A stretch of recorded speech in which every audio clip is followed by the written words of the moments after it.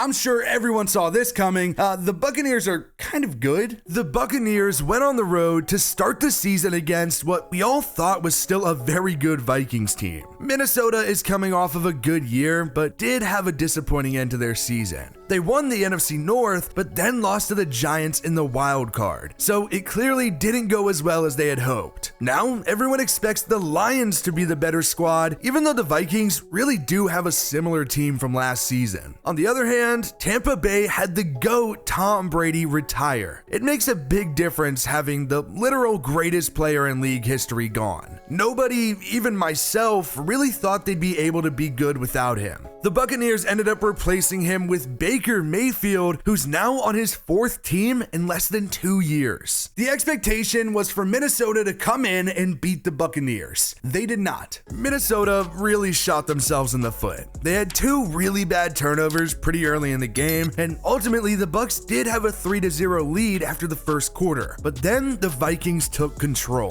Kirk Cousins found Jordan Addison for a 39-yard touchdown, the first of his very new pro career. Tampa Bay did actually end up tying it before the half after Baker hit Mike Evans for a 28-yard touchdown. Minnesota did almost score again before the half, but instead, Kirk Cousins threw a pick. Tampa regained the lead about midway through the third quarter after a Trey Palmer 7-yard touchdown reception, but the Vikings again came back and tied it early in the fourth quarter. So it was even at 17 with 13 plus minutes to go. Ultimately, as we know now though, Tampa Bay got the win, and the difference was a 57-yard Chase McLaughlin field goal with 5:10 remaining. Baker Mayfield ended up having a pretty solid day, 21-34, 173 yards and 2 touchdowns. Now, it really wasn't anything too crazy, but it was just enough to get a 20-17 victory over what we thought or even think is a good football team. The Bucs are probably going to be a very interesting team to watch this season, and a lot of that has to do with Baker Mayfield. Now, Baker Mayfield is either beginning his revenge arc or is seeing his last chance at being an NFL starter. It really depends on what you believe. Ultimately though, we're talking about a guy who was the first overall pick back in the 2018 NFL draft and helped turn around a team that was a perennial joke. If you've been watching the channel for a while and you've seen any of the Baker Mayfield videos we've made in the past, you know we're gonna have to bring this up. Baker Mayfield even won a playoff game during his time in Cleveland, which is something that team isn't quite used to. Now, the good times didn't last, but he did have some success with the Browns. 2020 was clearly his best season. He ended up throwing for 3,500 yards, 25 touchdowns, and 8 interceptions. It was the clear peak of his pro career. But then, after a down 2021, he was traded to the Carolina Panthers. He didn't really last too long in Carolina last year and was released before signing with the Rams. He got 4 starts in LA and put enough promise on tape for the Bucs to not just sign him, but make him a starter in the league. He's definitely a guy worth rooting for this season, and a guy I will no doubt be rooting for myself. He's a likable guy, and he's really in a make or break season. With that being said, there's a real possibility that if he ends up struggling at some point, the Bucs do turn to Kyle Trask. He was a 2nd round pick back in 2021, and he even got some time to learn from Tom Brady. And at some point, I'd have to think it'd be interesting to finally see him play. It even sounded like it was also kind of close this offseason in that quarterback battle, but there seems to be more intrigue surrounding Baker. Baker Mayfield had a lot of talent around him in Cleveland, and that was a big knock on him. But I really do think that this Bucs roster is better than what he had with the Panthers and Rams last season. At the very least, this is easily the best 1-2 punch that Baker Mayfield has ever had at wide receiver. Mike Evans is a dog just off the rip. He's been in the league for 9 years now and never had a season with less than 1,000 yards. Evans is on the fast track to the Hall of Fame and just been so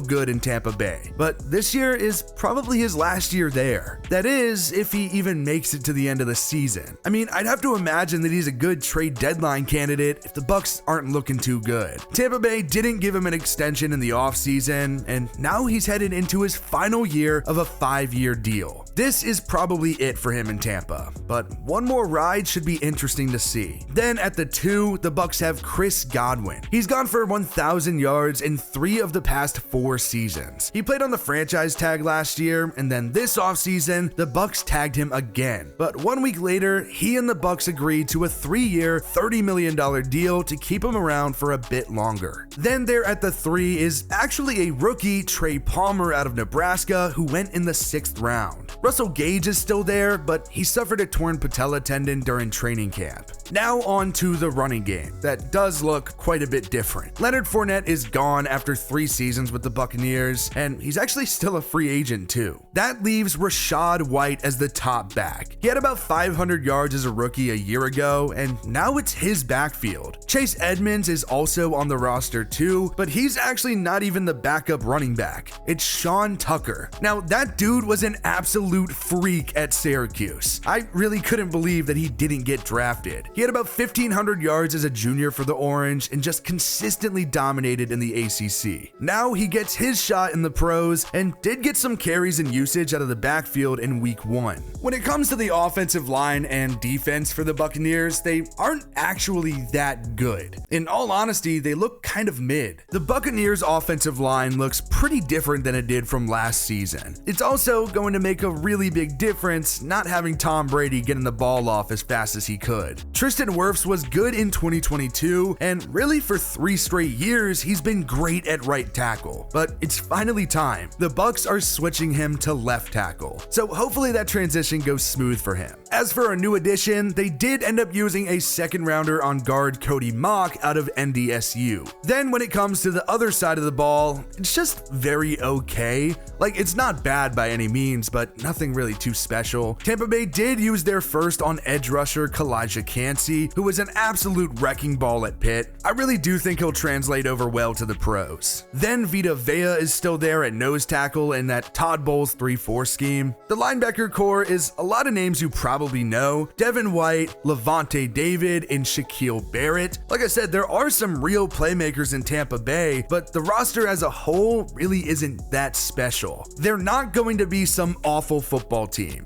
really, unless the quarterback play sucks. So it really all comes down to Baker Mayfield or hypothetically Kyle Trask. If they can even be just average, the Bucs should be solid. Usually with a mid roster like the Tampa Bay Buccaneers have, you're looking at kind of the middle ground of a wild card or just straight up missing the playoffs. But luckily for the Bucs this year, that might not be the case for them. Man, it sure does feel like the NFC South is the worst division in football on paper. But I guess they didn't get the memo because that didn't look like the case in week 1. They wrote me off. I ain't right back though. NFC South teams ended up going 3-1 overall, which was really the best case scenario considering 2 of them played each other. The Panthers lost to the Falcons in what was Bryce Young's NFL debut, and he had growing pains as you'd expect. 2 interceptions hurt them bad, and Atlanta got the win. It's reasonable to think that Carolina may get better as the season goes on, but that's still not a good football team, at least right now. As for Atlanta, they have some serious playmakers on that roster. But kind of a shock, Drake London didn't even catch a pass in week 1, and it seemed pretty clear that Arthur Smith didn't want Desmond Ridder to just cut it loose. Atlanta did enough to win, and that was really all they needed to do. Then there's the Saints, who, yes, did win, but if you watched the game or know anything, that wasn't a very inspiring win. Derek Carr looked like Derek Carr. He's still the same dude that he was when he was with the Raiders, and they managed to pull off a win 16-15, but they probably should have won by a lot more considering Ryan Tannehill threw 3 picks. The division is probably going to perform worse as the season goes on, and there's going to be a huge opening for someone to come out of nowhere and win the division. And it may just be Tampa's division again. The Buccaneers aren't a very flashy team, and they aren't really fun either. The days of Bruce Arian and Tom Brady are gone, and it's really time for a new era in Tampa Bay. It just feels like Baker Mayfield could be the perfect guy for that. He's been lovable everywhere he's been, and he's a fan favorite across the league. There's going to be a ton of people watching the Bucs this season simply just to watch him, and I for one can't wait to see what they do. I'm rooting hard for Baker Mayfield this season. He's fun, and he legitimately has a chance to turn his career around in Tampa this season. He's on a 1-year deal, potential, and it's really make or break for him this year. But if he can lead the Buccaneers to the postseason, he might be sticking around in Tampa Bay a bit longer. And if he's not, other teams will surely be calling about him come this offseason.